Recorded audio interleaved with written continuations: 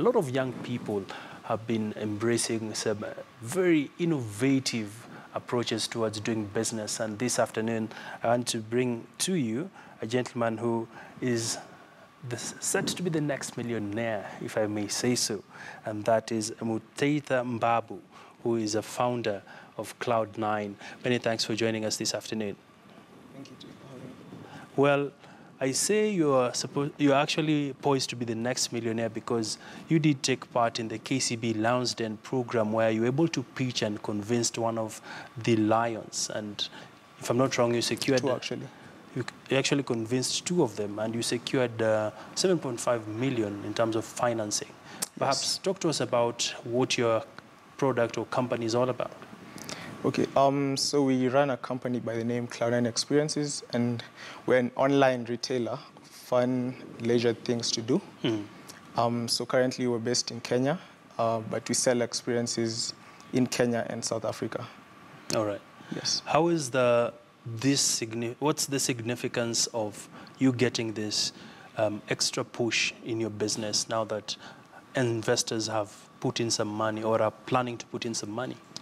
I'd say we're very glad. We went into the den asking for 7.5 million for 10%. However, we gave out a little more than we expected. However, we feel very happy towards the next phase of the business because we can time collapse and grow the business at a much faster rate and be able to reach or serve many more customers faster. Let me look at some of the dynamics that your business faces. It's heavily reliant on technology. Perhaps what are your focus around growth of your business once the money is pumped in and you're able to start making more clients, really? So Cloud9 is an internet company. So I'd say the main focus for us right now is getting word out there about the business. So we're going to invest heavily in digital marketing. And of course, we are going to put in some money into operations and product development. So currently we run on a web platform, but we're going to have a mobile app as well for iOS and for Android. Yes. So for this particular business to expand, what's the main lesson you've picked when it comes to entrepreneurship? Okay, I'd say understanding your business and being able to adjust based on the market, based on what your customers are actually looking for. So I've learned not to be rigid because the company started off as an apparel retailer, but then we saw an opportunity in something that we were really passionate about, and we evolved with it, and as it continued to work out to where we are today. So I'm curious to find out what's the story behind Cloud9 and even the name itself. Yeah. Just walk us through your journey in entrepreneurship. So I started out my first business straight out of high school. And I was really passionate about technology at that point, but I didn't really know what to focus on. So I went into web development and graphic design and all these sorts of things. Went into campus later on to study computer science. And I realized that my passion was in blending commerce and technology. So, and based on the fact that I'm an adventurous spirit and my partners as well, we tried to come up with a concept that would engage adventurous and happy people to create a lifestyle. And that's how the apparel business began.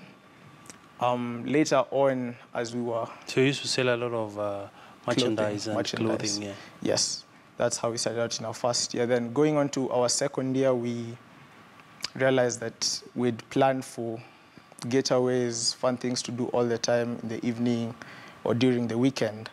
And so the idea came to come up with a platform where rather than just only us doing these experiences, we can allow anyone else to get something fun to do and book for it through our platform and enjoy.